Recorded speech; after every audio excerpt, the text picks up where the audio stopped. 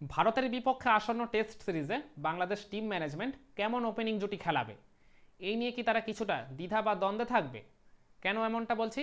কারণ এই প্রথমবার তাদের স্কোয়াডে এমন তিনজন ওপেনার রয়েছে যারা কেউই আর কি টিমে অটো চয়েস নন। আবার এদের প্রত্যেকের ইন্টারন্যাশনাল ক্যারিয়ার গ্রাফটাও খুবই কাছাকাছি। তো আর কি যাই হোক, এই দিন শেষে তো তিনজনের মধ্যে থেকে যে কোনো দুজনকেই বেছে নিতে হবে। তাহলে ভারতের বিপক্ষে প্রথম টেস্টে বাংলাদেশ টিম ম্যানেজমেন্টের কোন দুজন ওপেনারকে ওপেন করতে পাঠানো উচিত, চলুন সেটা নিয়ে আজকের এই ভিডিওতে আলোচনা করা যাক।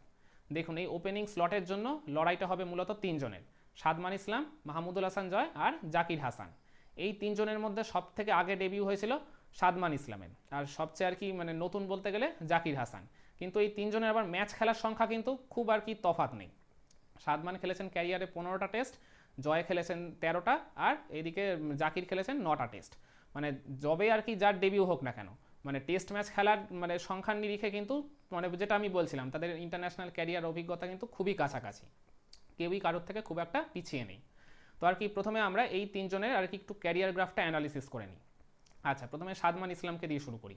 সাদমান ইসলাম মোট টেস্ট ম্যাচ খেলেছেন 15টা, তার মধ্যে তিনি হোম টেস্ট খেলেছেন 5টা। তো হোম 5টা টেস্টের মধ্যে তিনি রান করেছেন 201। তার অ্যাভারেজটা কিন্তু খুব একটা এক্ষেত্রে ভালো নয়, তার অ্যাভারেজ হচ্ছে 22+। আর তিনি হোমে আর কি মাত্র 2টো হাফ সেঞ্চুরি পেয়েছেন।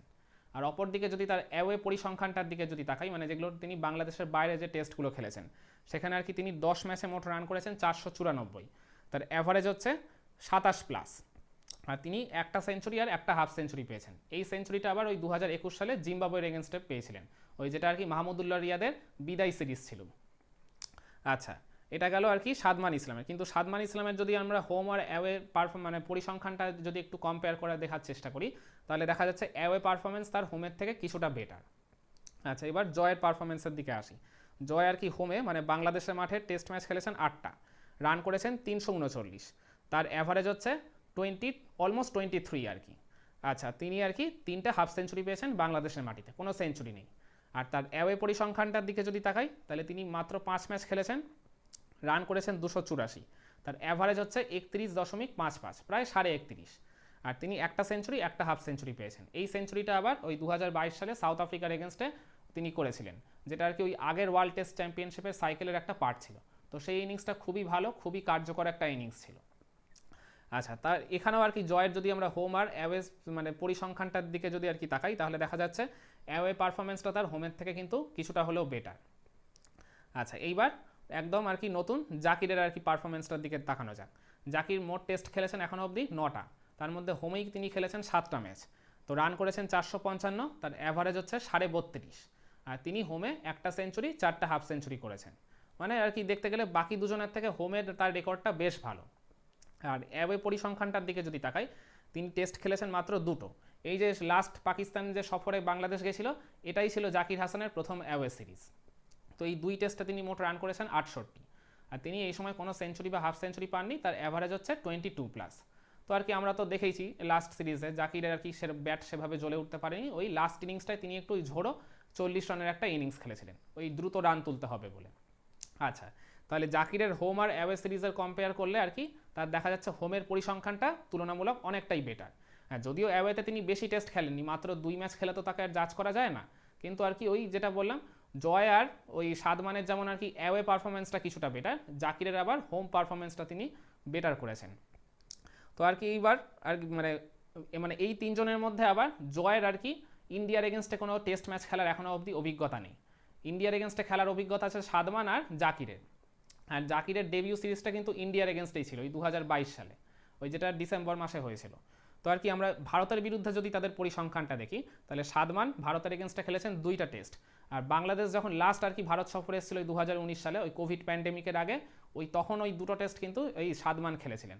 তো সেখানে আর কি 2 টেস্টে 4 ইনিংস মিলিয়ে তিনি করেছিলেন মাত্র 41, খুবই পুয়ার পারফরমেন্স। তার অ্যাভারেজ হচ্ছে 10.25, 10-এর একটু বেশি, একদমই ভালো পারফরমেন্স তিনি করতে পারেননি। আর অপরদিকে যদি জাকিরের আমরা ইন্ডিয়ার এগেনস্টে পারফরমেন্স দেখি, ওই 2টো টেস্টে 22 সালে যেটা হয়েছিল, তো সেখানে আর কি 2 টেস্টে 4 ইনিংস মিলিয়ে তিনি করেছিলেন 186 রান। আর এই সময় তার একটা সেঞ্চুরি একটা হাফ সেঞ্চুরিও রয়েছে। ওই সেঞ্চুরিটা তিনি পেয়েছিলেন তার আবার ডেবিউ টেস্ট ম্যাচ ওই চট্টগ্রামে।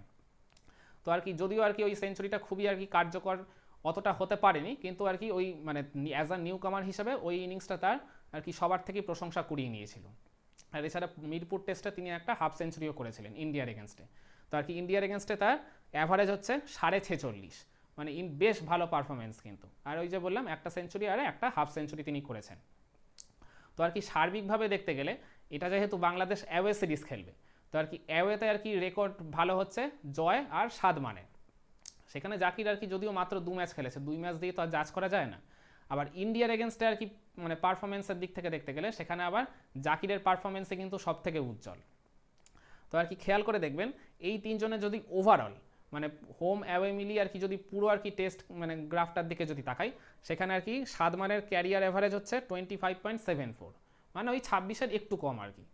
আর মানে জয়ের হচ্ছে ক্যারিয়ার অ্যাভারেজ 25.95, মানে ওই সাদমানের থেকে একটু সামান্য বেশি আর কি, ওরও আর কি 26-এর থেকে সামান্যই কম। আর এদিকে জাকিরের আর কি ক্যারিয়ার অ্যাভারেজ হচ্ছে 30.76, মানে অলমোস্ট 31 ছুঁই ছুঁই। তাহলে আর কি মানে গড়ের দিক থেকে দেখতে গেলে যার ইন্ডিয়ার এগেনস্টে পারফরমেন্সের দিক থেকে জাজ করতে গেলে জাকির কিন্তু বাকি দুজনের থেকে এগিয়ে থাকবে। আর জাকির কিন্তু বাঁহাতি আর তিনি উইকেট কিপিংটাও করে দিতে পারেন, এটাও একটা কিন্তু তার বড় অ্যাডভান্টেজ। এবার যদি আপনারা আমাকে জিজ্ঞেস করেন আর কি তাদের আর কি যে ক্যারিয়ার যে গ্রাফটা আমি দেখালাম হোমে অ্যাওয়ে সিরিজে বা ইন্ডিয়ার এগেনস্টে তাদের পারফরমেন্স বা আর কি ওভারঅল তাদের ক্যারিয়ার অ্যাভারেজ বলুন, এই সব কিছু বিচার বিবেচনা করে আপনারা যদি আমাকে জিজ্ঞেস করেন যে আমি যদি টিম ম্যানেজমেন্টের পার্ট হতাম তাহলে কোন দুজনকে খেলাতাম, তাহলে আমি অবশ্যই মাহমুদুল হাসান জয়কে খেলাতাম আর জাকির হাসানকেই খেলাতাম। হ্যাঁ, যদিও আর কি সাদমান ওই লাস্ট সিরিজে একটা 93 রানের ইনিংস খেলতে পেরেছেন, কিন্তু আমি তবুও সাদমানের যেহেতু রেকর্ডটা ইন্ডিয়ার এগেনস্টে কিছুটা দুর্বল, সেক্ষেত্রে জাকিরের আর কি পারফরমেন্সটা অনেকটাই বেটার। হ্যাঁ, এবার আপনারা অনেকে বলতেই পারেন যে জাকিরের তো আবার অ্যাওয়ে সিরিজের রেকর্ড খুব একটা ভালো নয়, কিন্তু ওই 2 ম্যাচ দেখে তো কাউকে জাজ করা যায় না। তো তাকে তো অন্তত 5টা-6টা ম্যাচ খেলার চান্স দিতে হবে, তবেই না আর কি জাজ করা যাবে যে সে অ্যাওয়ে সিরিজে কেমন পারফর্ম করে। আর জাকিরের একটা গুণ হচ্ছে সে কিন্তু পাল্টা কাউন্টার অ্যাটাক করতে পারে, মানে দ্রুত কাউন্টার অ্যাটাক করে খুব তাড়াতাড়ি রান বের করে নিতে পারে, যেটা আমরা ওই পাকিস্তানের এগেনস্টে লাস্ট ইনিংসটায় দেখেছিলাম। দ্রুত একটা তিনি 40 রানের ইনিংস খেলেছিলেন। এছাড়াও আর কি ইন্ডিয়ার এগেনস্টে যে লাস্ট সিরিজটা খেলেছিলেন 100 রানের ওই যে চট্টগ্রামে, ওই ইনিংসটাও কিন্তু আর কি খুবই হেলদি একটা স্ট্রাইক রেট রেখেই তিনি কিন্তু সেঞ্চুরিটা করেছিলেন। জাকির আর মাহমুদুল হাসান জয়, কারণ এই দুজনেই আবার দেখতে গেলে কিন্তু বাংলাদেশ ওই গত বছর আফগানিস্তান থেকে আর কি আফগানিস্তানের ম্যাচটা থেকে আর কি এই বছর শ্রীলঙ্কার এগেনস্টে পরপর যে টানা 5 ম্যাচ খেলেছিল, এখানে কিন্তু এই জয় আর জাকিরই ওপেন করেছিল। ইভেন গত পাকিস্তান সিরিজেও কিন্তু তাদেরই ওপেন করার কথা ছিল, মানে জয় যদি ফিট থাকতো তাহলে কিন্তু অবভিয়াসলি জয়ই থাকতো। জয় যেহেতু একদম লাস্ট মোমেন্টে ইঞ্জুরির জন্য বেরিয়ে গেছিল, সেই কারণে সাদমান যেহেতু অলরেডি স্কোয়াডেই ছিল, সেই কারণে তাকেই আর কি ওপেনার হিসেবে পাঠিয়ে দেওয়া হয়েছিল আর কোনো বিকল্প রাস্তা খুঁজে না পেয়ে। তো এখন যখন জয় আবার ফিট হয়ে যখন স্কোয়াডে ফিরে এসেছেন, তাহলে আমি বলবো যে বাংলাদেশ টিম ম্যানেজমেন্ট যখন টানা 5 ম্যাচ ধরে এই দুজনকে ওপেন করেই গেছে জয় আর জাকিরকে, তাহলে আমি বলবো এদেরকে প্রথম ম্যাচটা অন্তত পক্ষে সুযোগটা দেওয়া হোক। প্রথম ম্যাচে যদি এরা ভালো কিছু করতে পারে তাহলে আবার অবভিয়াসলি তাদের সেকেন্ড ম্যাচেও কন্টিনিউ করা হবে। আর যদি দুজনের মধ্যে একজন যদি ফেল করে যায় তখন মানে সাদমানের কথাটা পরের টেস্টের জন্য ভাবা হলেও দেখা যেতে পারে। কিন্তু আবার এই জুটির একটা সমস্যা রয়েছে, এই জুটি এখনও অবধি যতগুলো আর কি ম্যাচে ওপেন করেছেন তাদের ওপেনিং পেয়ারটাকে কিন্তু খুব বেশি বড় করতে পারেনি। তাদের এখনও অবধি হায়েস্ট আর কি জুটি বলতে গেলে 47 রানে, সেটা হচ্ছে এই বছর ওই শ্রীলঙ্কার এগেনস্টে ওই চট্টগ্রাম টেস্টে, মানে 47টাই হচ্ছে তাদের হায়েস্ট ওপেনিং পেয়ার। এরপর আছে একটা 39 রানের ইনিংস মানে জুটি, সেটা হচ্ছে ওই গত বছর নিউজিল্যান্ডের এগেনস্টে। তো আর কি এই একটা কনসার্নের জায়গা রয়েছে যে তাদের ওপেনিং জুটিটা আর কি খুব বেশি লম্বা করতে পারেন না।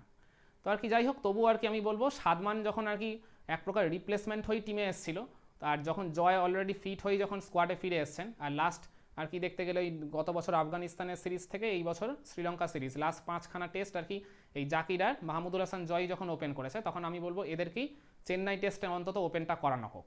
এরপর পারফরমেন্সের উপর ডিপেন্ড করে কানপুর টেস্টে মানে কাদের দিয়ে ওপেন করানো হবে সেটা না হয় ভেবে দেখা যাবে। তো আপনারা কি মনে করেন এই তিনজনের মধ্যে থেকে কোন দুজনের প্রথম টেস্টে ভারতের বিপক্ষে ওপেন করা উচিত? কমেন্ট করে জানাবেন নাকি আপনার মতামত।